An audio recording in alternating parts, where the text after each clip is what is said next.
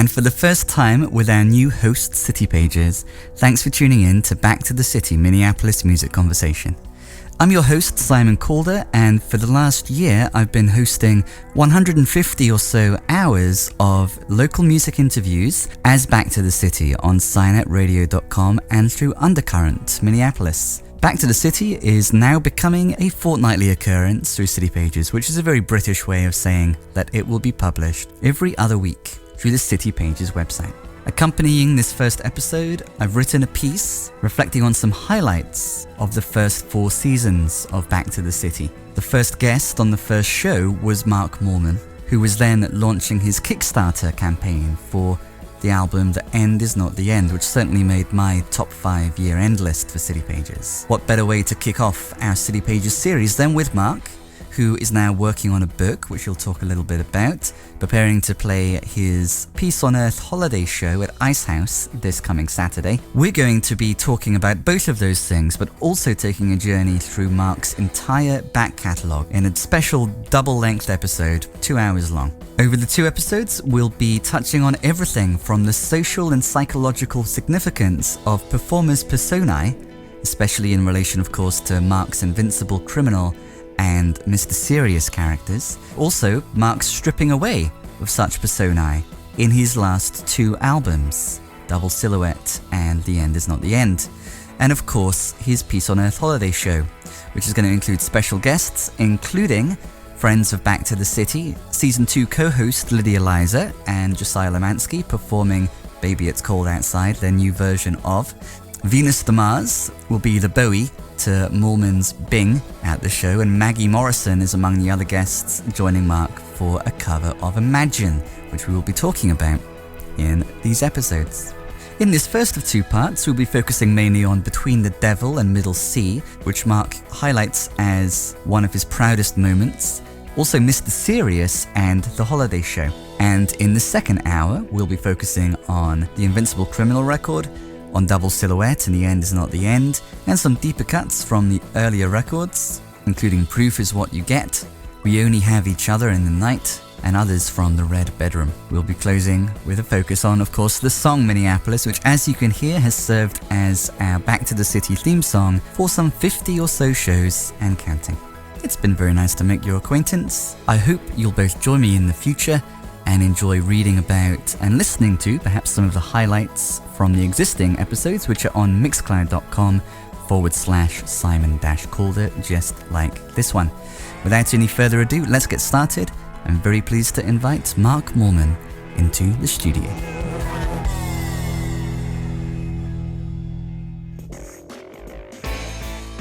Like the first ever episode, I'm joined by my good friend Mark Mallman. And there's multiple reasons why we're here today. You have a show, your first ever holiday show, on the immediate horizon. So that is this coming Saturday, right. December 17th at Ice House, beginning at 10:30. Porcupine are the special guests, and I'll be doing a bonus podcast with them too. Okay. I think that we're in need of this holiday show. Mark Mallman's Peace on Earth holiday show is how it's billed.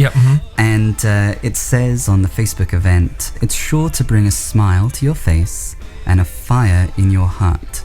I think many of us are in great need of those things. And it's not a coincidence, I think, that you're the person that will be bringing it to us, because happiness has been a major concern of yours through the most recent record, The End Is Not The End. Right. And beyond that, too. So why have you decided right now, this is the right time, end of 2016, as we flush that year down the drain, why is this going to be your first holiday show now? Well, I had done New Year's Eve for 9 or 10 years, I forget. And I wanted to do something this year, and originally I had planned a Christmas kind of show, like a variety show, Christmas kind of show, but then I decided I would change it to something more universal, something that thought about maybe the future more than the past, but still was traditional and fun and happy, which is what the intent of the holiday is. Yeah, the intent of the holiday and the intent of The End Is Not The End, as we've talked about in the previous interviews. Yeah. You said you wanted to make something that was joyful, people could dance to it. Yeah, I wanted to make a dance record that wouldn't follow me and drag me down, for sure. Yeah. Mm-hmm.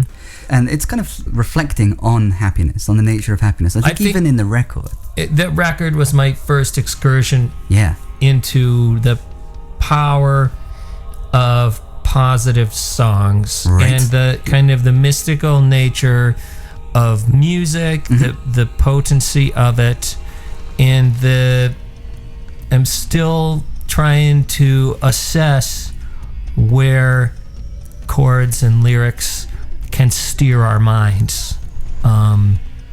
If it can be a recipe for joy and healing, then it can also be a recipe for evil and disaster. Yes, absolutely. And I'm still searching and asking people and talking to people because I don't know the answer. As a musician and as someone who appreciates music, you sense that we are impacted in different ways by music. Yeah, don't you? Yes, I do. Mm-hmm. Absolutely, yeah. And that's actually been something that has kept on coming up as a focus throughout the 4 seasons of the show. In particular, I was talking with our friend Sean Anonymous, and he was talking about his Irish family, some of the people that he'd known who had been through some of the most difficult experiences, and yet they were some of the most giving and happy people that he knew. This reminded me of something that you said in the first ever episode. You were saying on tour, often you come across the people who are most well off. They're the ones who might listen to darker music in their spare time. People who... Possibly. Your focus at the time was on if life is difficult for whatever reason, whether it's financial, whether it's anything else, then we can turn to music to experience joy, to come together. On one level, everyone sees this happening all the time. Yeah, but I don't think there's a recorded point in history of music dividing people. I mean, right. Except for maybe like interesting. You know, like putting parental warning stickers on albums. But I mean, for the most part, music brings people together. Yeah. So you were talking about when you perform live, certainly the importance of the major chord. You were saying songs like Death Wish. You wouldn't play those live so much. At certain points in my life. I mean, now I guess I would do Death Wish. I think it's important to play your hits. Yeah, speaking of which, your catalogue has set the template for this episode insofar as something that we'll be doing after this initial segment is going through, isolating some particular songs, talking about the mechanics of songwriting. Yeah. Talking about writing songs, recording songs, the evolution of some of the songs. For example, Tell It to the Judge, evolving from... Butcher's Ballad.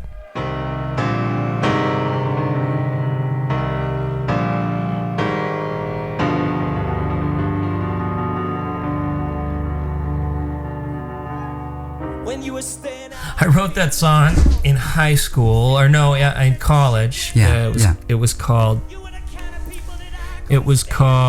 Queen Skull, or Skull Queen. Yeah. And I knew that I liked the lyrics, and it had stuck with me. It was right after I just was listening to Springsteen's The River a lot, and you wouldn't be able to hear that in the song. But we were recording the live album at First Ave in 2001, and some equipment broke. Something happened to the guitar string, and so I had this, full, I don't know how many thousand people in the audience looking at me, and at that point you may keep the show going. You don't stop and let the audience know that there's a glitch in the show. So then I just went into this tune, and I hadn't played it in a long time, but I knew that it had a good, strong, like lyrical bass to it. Yeah. So then we put it on the album, and I called it Butcher's Ballad at that point because when I was a kid writing that song, we'd always see this guy dressed like maybe he was a butcher, but he would walk around my hometown dressed in his butcher's outfit, coming to and from his place of employment. Yeah. But I always liked to think he was like a lunatic that was, a specter of humanity kind of coming out of a flash of blood, stepping into my hometown and disappearing. And then we started doing it on tour for a bunch of years, starting in 2003, and then I changed it to Tell It to the Judge for the album in 2006. So did it get that name after you performed it at First Ave and then thought, this is good, we want to keep this on the live record? Is that the point at which it became called Butcher's Ballad?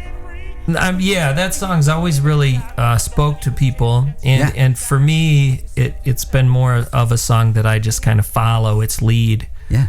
People request it or they like it or it speaks to them. That version still more so than the album version on Devil in Middle C. Yeah.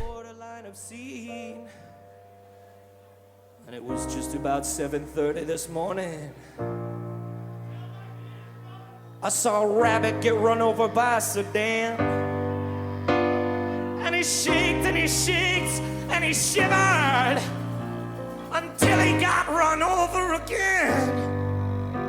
Well, the reason that we're living here is sad but true. It's that some people are gonna get punished for the things they never do.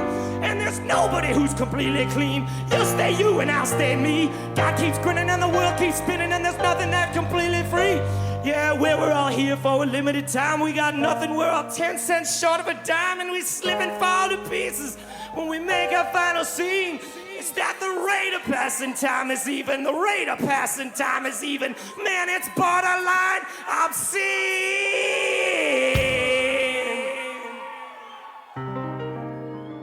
That song title, I came up with that title after when we decided to throw it on the live album. Okay, yeah. Yeah. So at that stage, and since you wrote it, did you say in high school?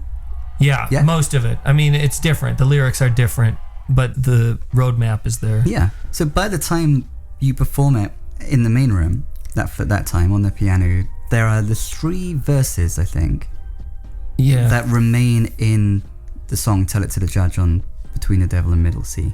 Yeah, There's the one about the ship, the captain, as the ship is going down, thinking about his passengers as people. There's a second verse about the devil on the old docks. Mm-hmm. Is the devil on the old docks the butcher character, or someone different? No, the butcher character is just like it. Since I wrote it around that time period of my life, it was reminding me of this image of this guy in a butcher costume walking up a long coat. Weird. The song itself is me exploring like the themes of maybe the Bible and how it relates to modern or conflicts with modern life and modern ideals. Yeah, that's interesting. On the kind of the Christmas show that isn't a Christmas show, on the eve of that, there's a reference to Christmas in it. Easter comes and Christmas goes. The seasons change with the TV shows, yeah, like a change of mind, like a change of clothes. Easter comes and Christmas goes, and the seasons change with the TV shows. Like you change your mind, like you change your clothes. Like somebody telling somebody something somebody already knows. Not everything is possible, not everything is wonderful, not everybody says quite what they mean. And the years pass by. We try to justify this indecent routine. We'll tell it to the judge. And then there's a third verse about the rabbit getting run over by Yeah. You talked about the roadmap. That's the form in which it exists when you perform it in the main room. At that stage, it doesn't have the chorus, if that's what you want to call it. The original chorus actually was, all right, let's get funky. Oh. Well, all right, let's get funky. Because at that point in my life, I was still like trying to combine be an existentialist Pet Shop Boy or something like that. Okay. And then once I came to Minneapolis, I had started the rock band and I was turning upside down like notions of the classic rock that I grew up on. Yes. We started touring and it needed a chorus, I guess, I thought. So I just kind of, at that point in my life, I was doing this thing where I would like write a song and then I'd get it to the club and I'd start singing it and I'd realize this is too journal. This song is like a journaling, and actually when you're singing a song to an audience, you're like you're communicating, you're vocalizing it through a microphone, you're projecting it. And so sometimes I would just, that song, I had left, we went on tour and for a 6-week tour of America, and I had left that chorus empty, and every day I would just see what kind of chorus I would be saying to the audience, and I would let something different. I would write. That's a great way to write a song that really works live, is to write it as you're performing it. You know, you had the music. You were. Well, I just had a chord progression that got real heavy. Yeah. And then, but after a while, I was, and of course it changes. Like at that point, we were playing to rooms of 10, 15 people. Yeah. Punk spaces and small dive bars and some of which I still play to this day. But it must be fun places to play. They are fun and they're good. But there's a mode of communication that happens if you're playing for 200 people or 1,000 people or 10 people. And so I used to Nothing Changes is another song I wrote where I let and Baby Takes It Slow. I came up with that song title while I was performing. I set my sights on a better life. I ended up right here with a lonesome smile. I hope I live a long time. I wanna be around to win this bitter trial. I wanna have stuff when I don't have enough, and maybe take a 3-day weekend off. Baby takes it slow. So in that period of my life, I was letting the songs write themselves kind of when I was performing, and I'd come home and I'd remember what I wrote or I'd record it off stage. And eventually for the chorus then of Tell It to the Judge, that's how the lyric Tell It to the Judge came about? Yeah, it just evolved, and one night and then the next night, and maybe some nights I was saying something else, but then eventually it came to be Tell It to the Judge is upstairs. Sometimes I feel like his pusher or something like that. Yeah, that's right. So is that because the rest of you describe the song as being kind of about the Bible to some extent and its applicability to or non-applicability to its relation, I suppose? I was definitely raised around the ethics of the New Testament. Yes. And at that point in my life, I became fascinated with the content of the Old Testament. If it were a different book, we would, as a culture, American culture at least, see it as an archaic book. But this book stood the test of time for people. And I had read a Bob Dylan quote when he was interviewed in Songwriters on Songwriting. I don't know if you've read that book, but it's in Dylan said he liked to make references to Christianity because it was the American mythology. Whereas you couldn't really sing about Zeus in a song without sounding cornball. But just so happened to be the time, the way to write with potency is to use the metaphor of those sort of timeless stories that have impacted, in various ways, the culture in which we move at the moment. Yes, absolutely. Yeah, and there's a... what are we telling to the judge? I think it's... let's see, we're telling... Don't tell it to me, tell it to the judge. The judge is upstairs.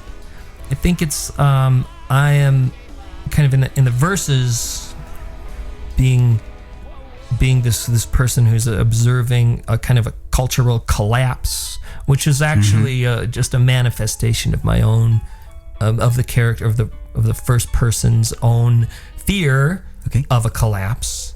And then it turns around to a third person on the chorus, which is saying, look, I'm not to blame for this collapse, talk to the boss. Yeah, the boss, exactly. Like the mob boss or whatever. Yeah. I think,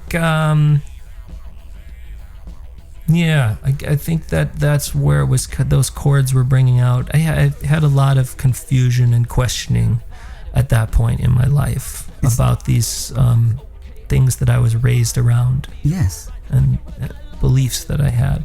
It's interesting returning to that song in particular in this show where the focus is on happiness and joy, because it has lyrics like in the third verse, such as, "You see, the reason that we're living here is sad but true." And then there's an idea that you'll stay you and I'll stay me. Nobody's completely clean. So obviously there's a pretty... I mean, there's obviously a, born into sin. Yes, exactly. Old Testament. Yeah, kind of idea there. I mean, this was just me as a kid being confused by and fearful,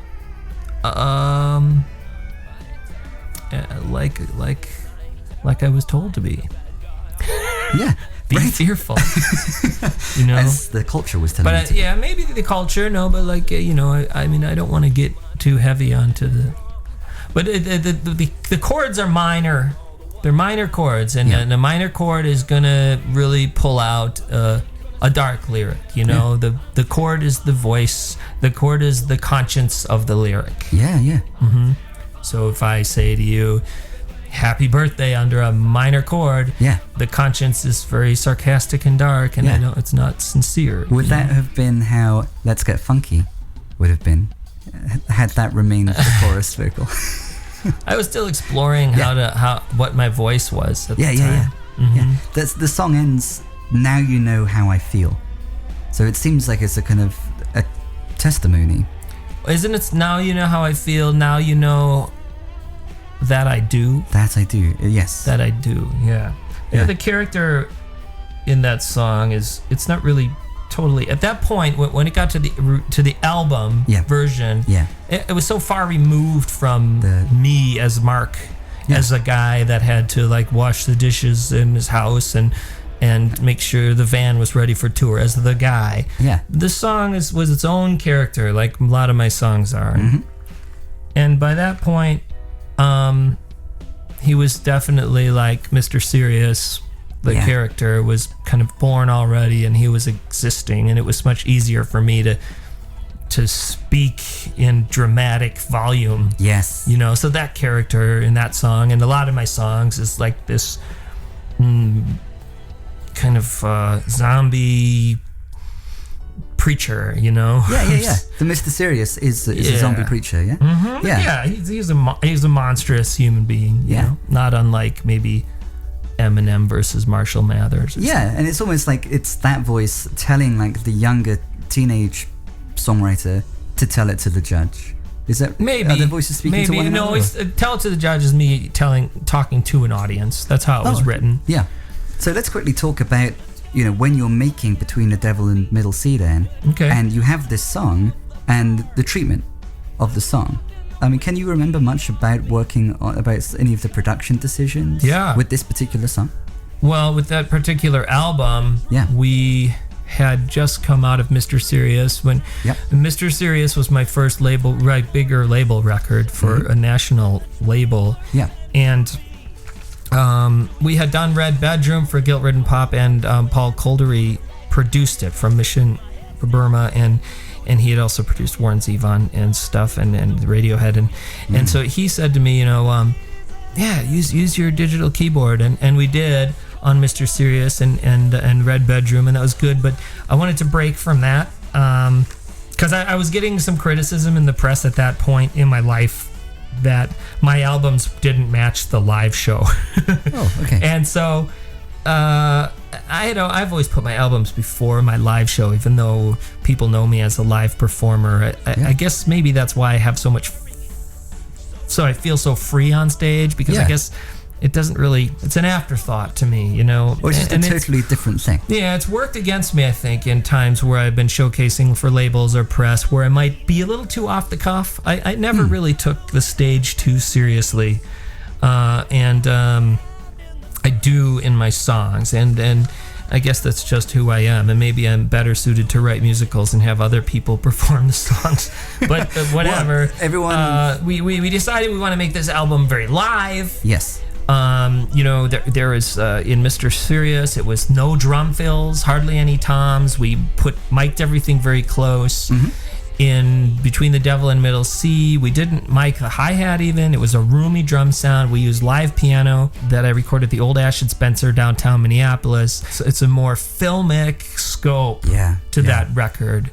Yeah. It's definitely like the apex, the pinnacle of that kind of exploration of spiritual elements. But then I'm also lyrically trying to sort out what the hell is this rock thing? How did I get pulled into this rock music? I wanted to write, existential. I want to be the Walker Brothers of electronic music, and here I am fronting a rock band. But it's very much so. The record sounds like it was made in 78 or 77, and that's an intent, Yeah, absolutely. I'm happy with the way that record sounds. For me, I would say, I would put that in my prouder moments of looking back at the catalog. Yeah. It begins with Death Wish. Mm-hmm. The album as a whole is a bit more kind of cinematic or filmic. Yeah, for sure. The strings at the very beginning of Death Wish, I think, kind of announce that intent and kind of set that mood. Yeah, I always felt that looking back, if I could split Invincible Criminal and Between the Devil and Middle C, if I could take the happy songs out of both of them and the dark songs out of both of them, I probably would make a more consistent record. Interesting. Back streets, fast speeds, in back seats, thin lines, high crimes, hysteria, heart attacks, tight slacks, glass bags, 8 tracks, of rock and roll and stereo tonight. At that point, too, it mattered the sequence of an album more than maybe today in the singles culture. Yes. So, I let the label decide, and I think, he made the choice of putting Death Wish first, and a lot of people love that song, and they think it's a good choice. Yeah. For me, it's I at that point I'm still very aware of being retro and writing.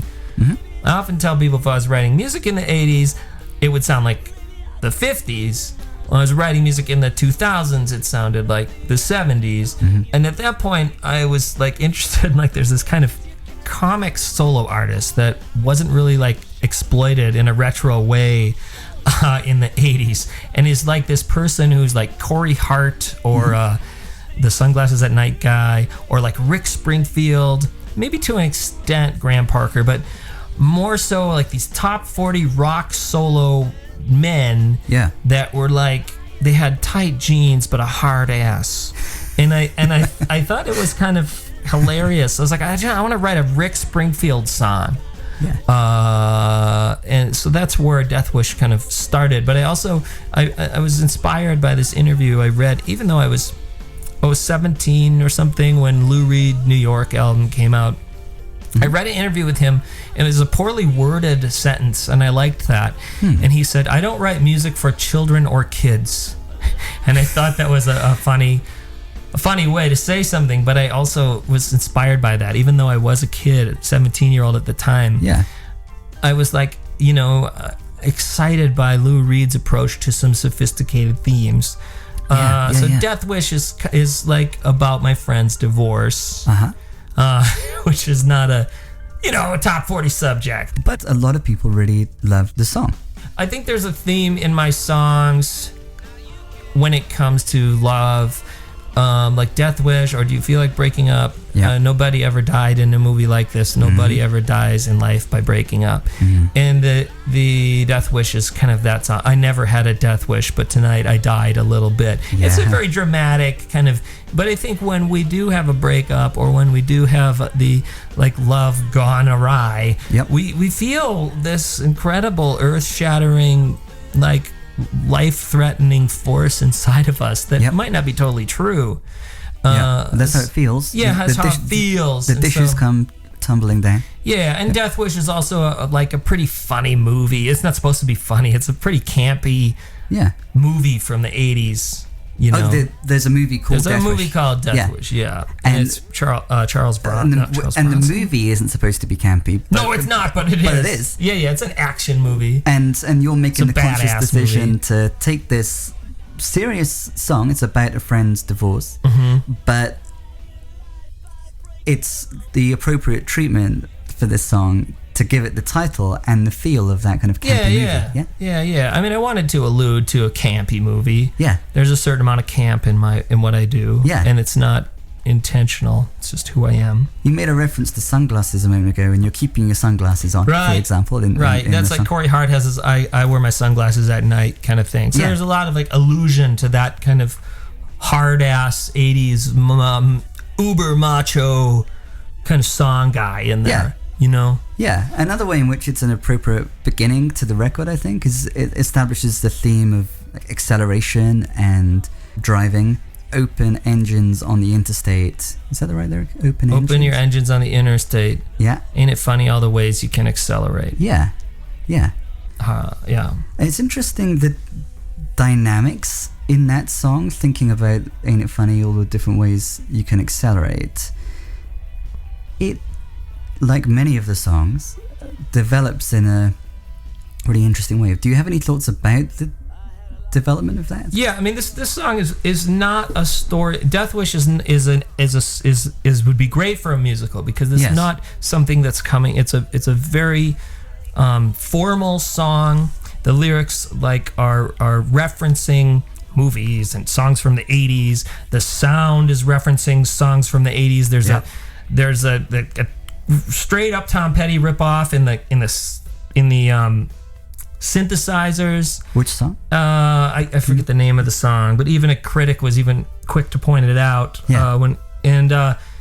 This is a contextual song. You know, it's like an abstract painting. It's formal. It's like an abstract painting in the way that it is formally addressing issues of composition, color, tone.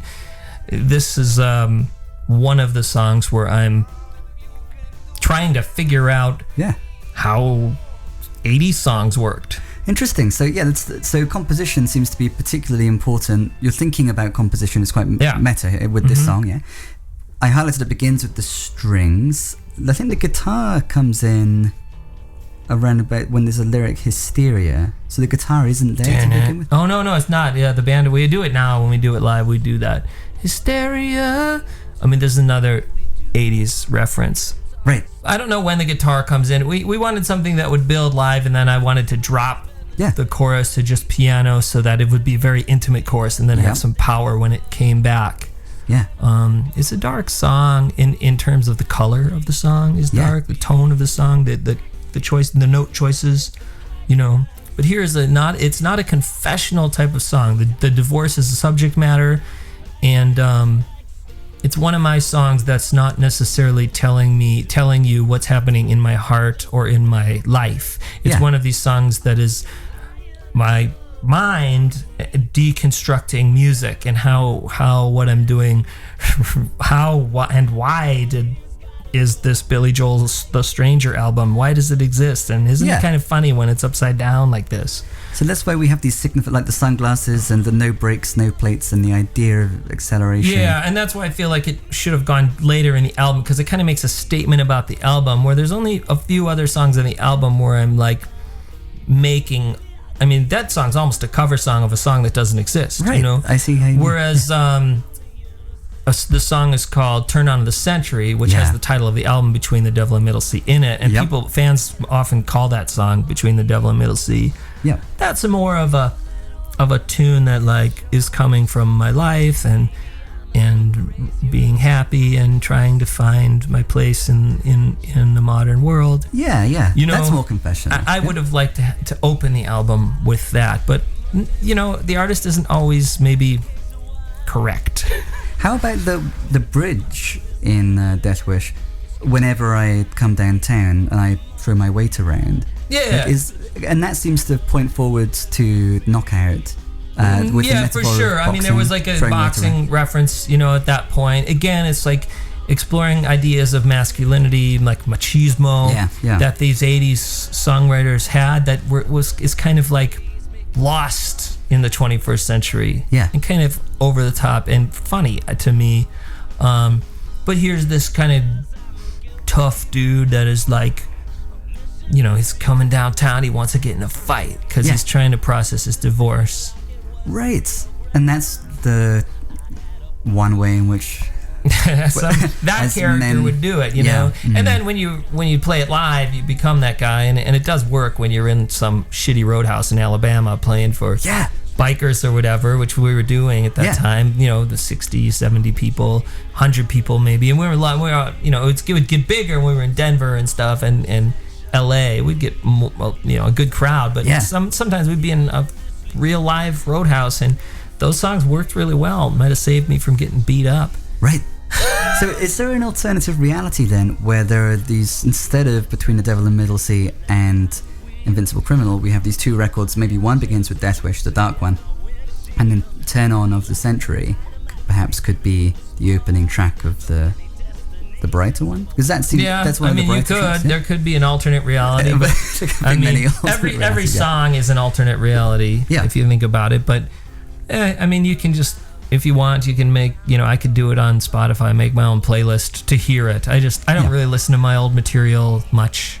So once the song is done and written, I'm on to the next thing or phase of my life, you know. So Turn On of the Century, we were just talking about things getting lost in the 20th or 21st century. I love Turn of the Century, Turn On of the Century. You said that's more confessional.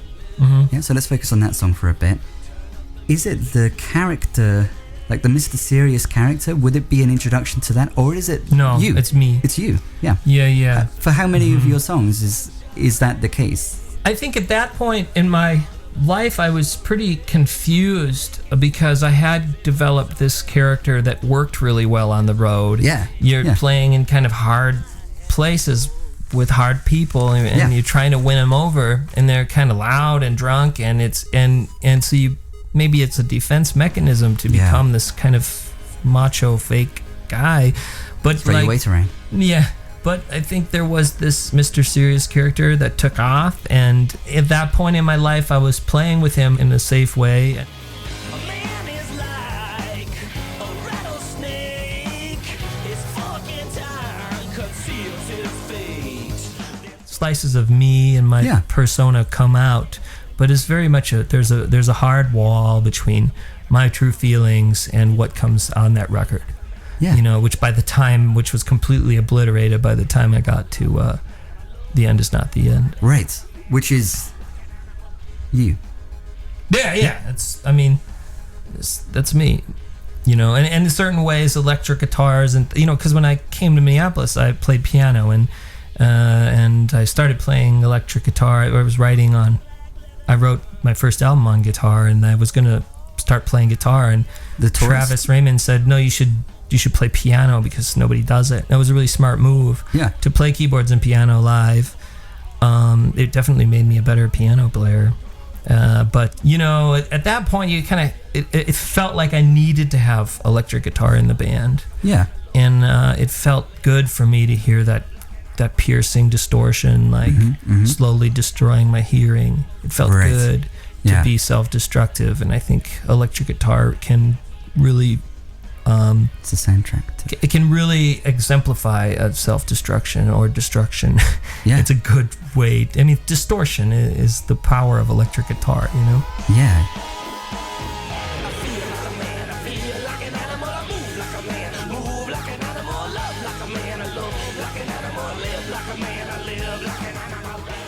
And it can really scratch that itch of pain and negativity that you have inside.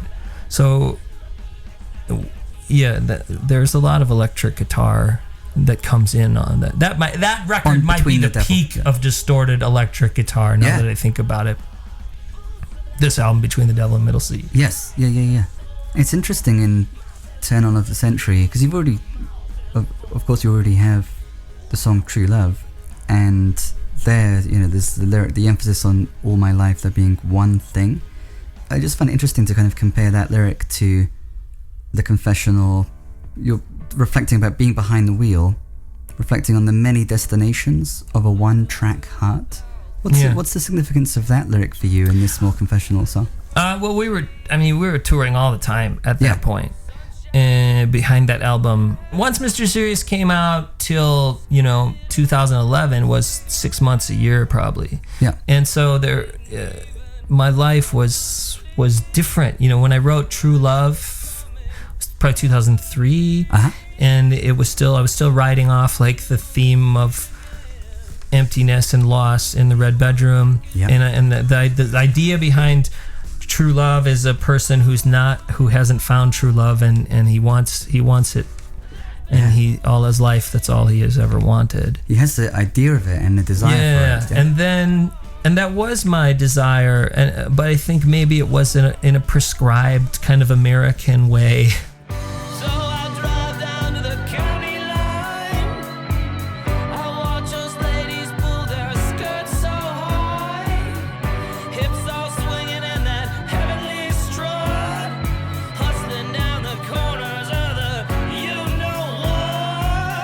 You grow up, you get married, you find true love, you have a family, and you buy a house, and then you get cancer and die.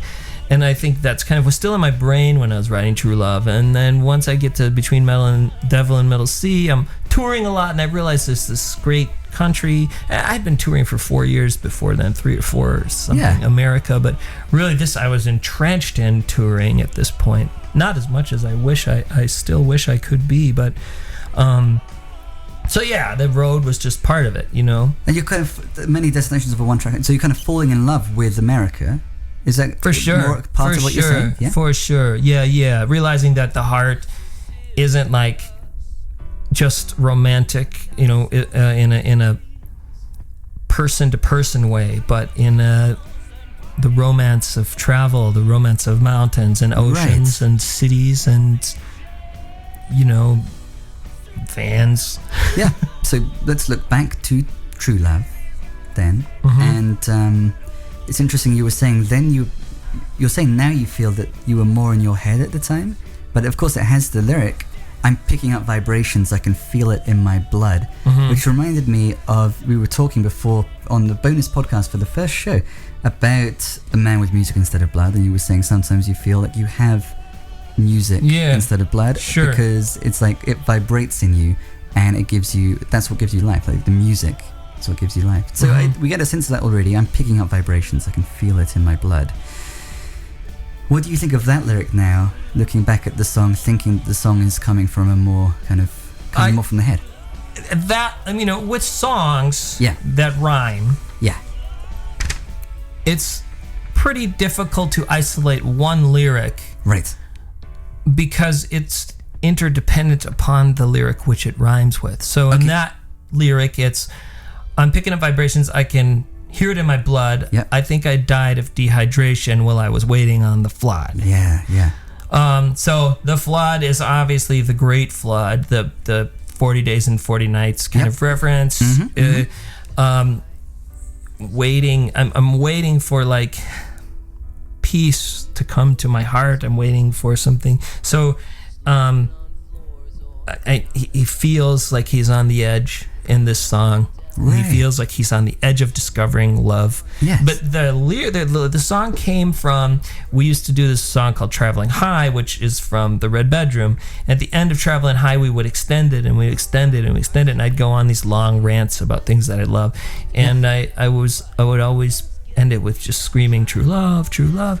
And then I was listening a lot to Kate Bush's album The Hounds of Love, and I wanted to write a song that had like a Kate Bush feel. Right. And so that's where True Love kind of came from.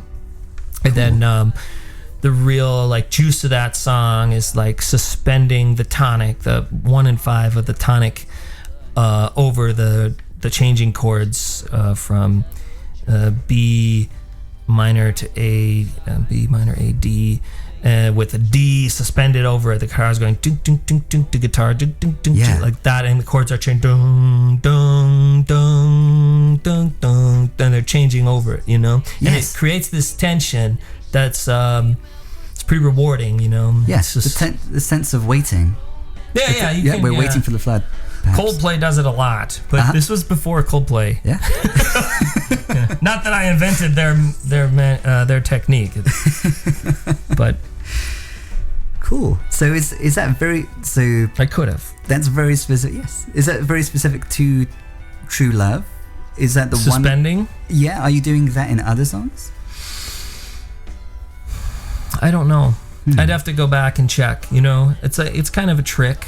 I try not to use tricks over and over. If I learn a trick in a song, I'm kind of one of those songwriters where I'm exploring something, I'm trying to write it, and when I'm done with it, I throw it away. I'll throw it away. I put it on the album, we got it, it's in the catalog, and the opposite end of the spectrum to a one-trick pony. The trick happens once. Yeah. So, maybe I should be writing songs for other people, because then I can. It's like my brother's an artist. He can make the painting and sell it, and he never sees it again. Whereas if you're a songwriter, you write a song and then you have to play it every, and be quizzed about 100, 200 times a year. Forever. And be quizzed about it. Something that you were thinking 20 years ago. So the Mr. Serious character is referred to in the song.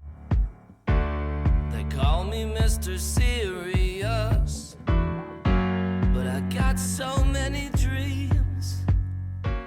My manager said to me at the time, he's like, you should call that song, or you should call your album Mr. Serious. Yes, which you did. And I was like, you think so? And he's like, yeah. And I said, I was thinking the same exact thing. And the label, Badman, awesome friend of mine, Dylan, he's like, oh, but there's a burrito in San Francisco named Mr. Serious. And I'm like, well, now there's a song that references it. So there we go. The idea is a guy, he's working in his office, he works all the time, and he's thinking, everyone here thinks I'm the serious office guy, but I've got dreams too, big dreams of riding like a cowboy across the American expanse, but then people in the band or whatever tease me because I wasn't serious on stage. Started calling me Mr. Serious because I was joking around too much, and then afterwards I'd get in the car and I'd be like, why do I joke so much? These songs are serious to me. I gotta stop joking on stage, telling jokes, And so what stage was that? And then did you... My whole life. So far. At, let's see, the Red Stag Supper Club block party. Yeah. In that performance, you were talking about happiness. I think it was love. Yeah. Was it love and hate? No, it was love and hate, the Googling. Yes. So what was that? Because that's not joking, that's serious. That is serious. So can you talk a bit about what you were doing on that occasion? Yeah, I had...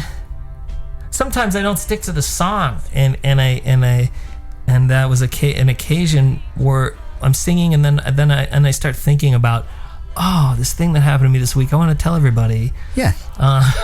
Yeah. And I was like, when you search on a search engine, it tells you like the number of search results in Google, and I had put the word love in there. I think I started with the word God, because I was like, I wonder how many people write about God or something, and then that number came up, and then I put the word love in, and it was this number in the trillions.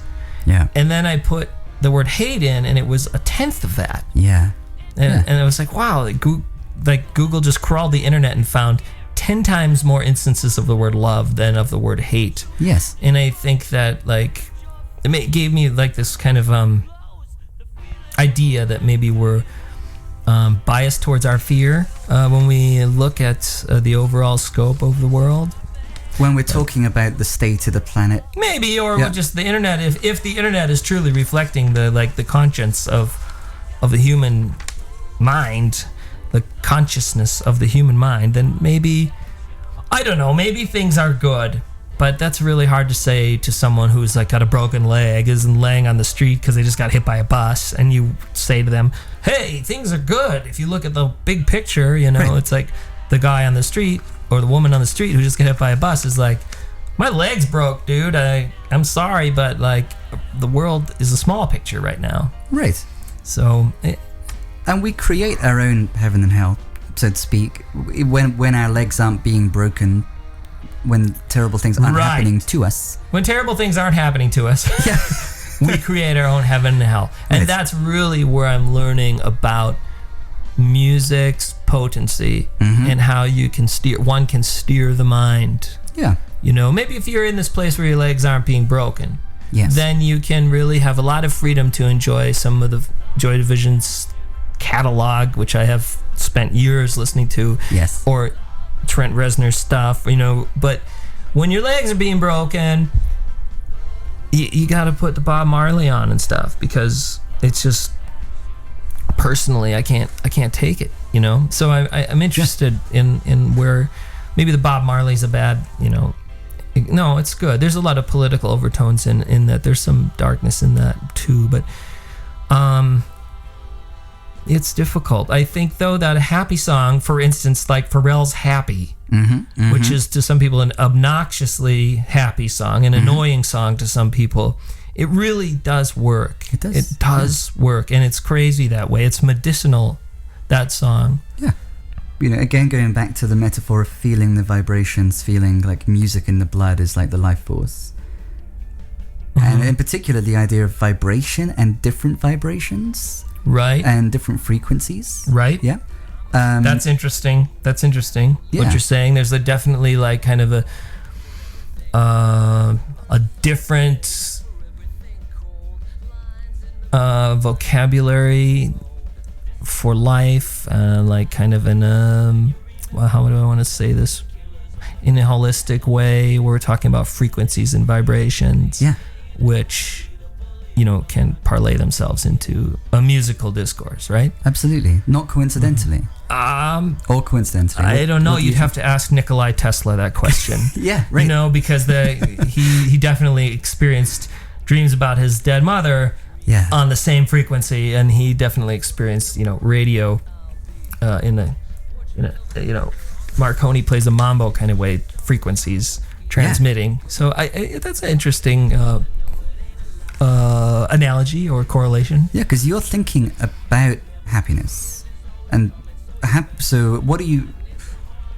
My question is the way in which you're ruminating in a very serious way about happiness and the means to happiness and the nature of happiness, is that, how informed is that by your work as a musician? Well, right now I'm not writing any music. Yeah. I'm doing freelance. I'm scoring. I just scored a movie, but I'm not writing any albums. Yeah. Because I'm stuck on this question, you know. So you've stopped making music so as to think through this seriously. I stopped writing because I have enough songs. Yeah. And I just like, you know, I mean, the next album is about halfway recorded and done, but that's exciting news. Yeah.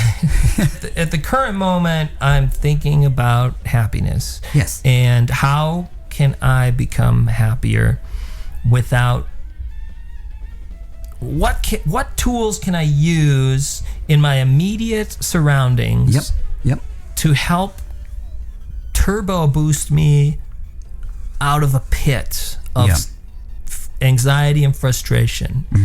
And you know, what's kind of a stupid thing is you always ask people, you like John or Paul better? And everyone always says, oh, I like John Lennon better. And they say it in a way like, oh, he's a better songwriter, because his songs are pretty negative in terms of like they're positive. Imagine is like a positive song, but it's got kind of a negative undertone there. It's coming from a perspective of, you know, there's a lot of protest, and protest is good. But as a songwriter, he kind of does the minor key better. Paul is a major key guy. And so I think the ego likes to kind of like side with John, but I don't know. I feel like Let It Be does a lot of karmic and social work out there by making people just feel happy. I mean, there's this kind of cliche or quote that says, you cannot search for happiness and be happy at the same time. Interesting. Yeah. Or one cannot want happiness and find happiness at the same time. Because you're yearning. Because you're stuck in the want. Waiting for the flood. Yeah. I think that makes a lot of sense. I mean, to imagine the utopia that John Lennon is inviting us to imagine, like, there's an acknowledgement that that's not what we're living in. And although the lyric is, it's easy if you try, it's easy to imagine, but it's like the song doesn't suggest it's, to my ear at least, it doesn't suggest it's easy to create that reality. And there's, he's saying, you may say I'm a dreamer, but I'm not the only one. And one day we can live as one. I mean, the song is saying there is no peace on earth right now. The imagine is saying, imagine, in order for us to have peace, we must first imagine peace. In order for me to go to the mailbox to get the mail out of the mailbox, I have to first imagine myself walking to the mailbox to get the mail. Yes. And so we're gonna do that song at the Peace on Earth show. We're not doing Let It Be. Right, interesting. You know, we're doing, it's an important, we're doing Imagine. Yes. You know, and at my mother's funeral I played Let It Be. I feel like Let It Be is a song of great peace, but it's a place, it's a song of kind of arriving at peace, and it's a song of saying when I'm down, I say Let It Be. And when I say that phrase right now, my back opens up. Yeah. You know? Yeah. Neither of those songs deny the terrible aspects of reality, the fact that someone can break our legs, the fact that, you know, politically obviously things can be much worse than just the threat of a broken leg. Mm-hmm. But they respond, you're right, in very different ways to the reality of the dark aspects of the world, like letting it be and just devoting oneself to moving on, to being at peace with oneself. And I think, you know, the quest for happiness and the communal aspect of the quest for happiness seems to come through, I think, in I mean, the message of Let It Be is saying, hey, be passive, you know? But maybe it's not. Maybe it's the message. For me, the message is relax and don't let your fear guide you. Yeah. You know? I see Imagine maybe as more of a song of protest than, I don't think that was the intent of Let It Be, which supposedly came to him in a dream. There has to be moments where we let things be to be able to continue. It's interesting that the two songs are necessary in different respects, perhaps. Maybe, yeah. You know, maybe they are. I don't know. There needs to be someone more relevant writing, you know, these songs. Someone on the cutting edge of music needs to be writing Imagine, and needs to be. There's a call, I think, for musicians on the cutting edge with voices to explain what they're feeling on a global, maybe not global political scale, but like on a global human scale. Yep. Is that, and there's a call for it because of the power of music and the impact that those songs will have, do you think? Yeah. Is that why there's a call for musicians in particular to do so? Oh, I don't know. Yeah. I don't know. I mean, you know, folk music has had words, I guess, you know, but the first music didn't have words. I don't know, you know, necessarily if music needs words. Words sometimes can weight music down, but they can also give people that strength to get out of bed. Yes. You know? With the end is not the end. I'm concerned. I do believe there needs to be songs, you know, like Neil Young's Ohio, or Bob Dylan's Blowin' in the Wind, or, you know, songs, I'm referring to classic songs, but I do believe there needs to be songs of protest and songs of on any, you know, any side that of belief. But personally, my war is about getting out of bed in the morning. It's about making sure that you turn the lights on at night. Yes. There's another war that I've been working on my whole life, which this is why I'm exploring the notion of happiness in songs. Just the war of the South, right? Yeah. Looking back, the human condition. Yeah, I read an interesting book about psychology and David Bowie and personas and the existential, you know, for his mental health, the significance of the different personas of, that makes sense. In particular, Ziggy.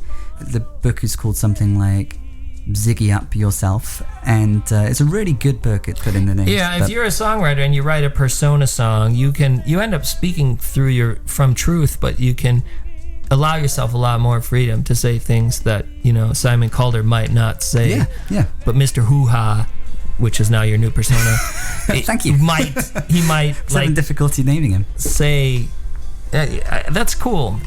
Looking back, then, are there any songs where that's happening with Mr. Serious? Oh God, you mean like the songs where that character is like super on fire? Where you feel that looking back on what you've been doing musically, are there any moments where looking at your life and thinking about that journey, something significant is happening through like a Mr. Serious song?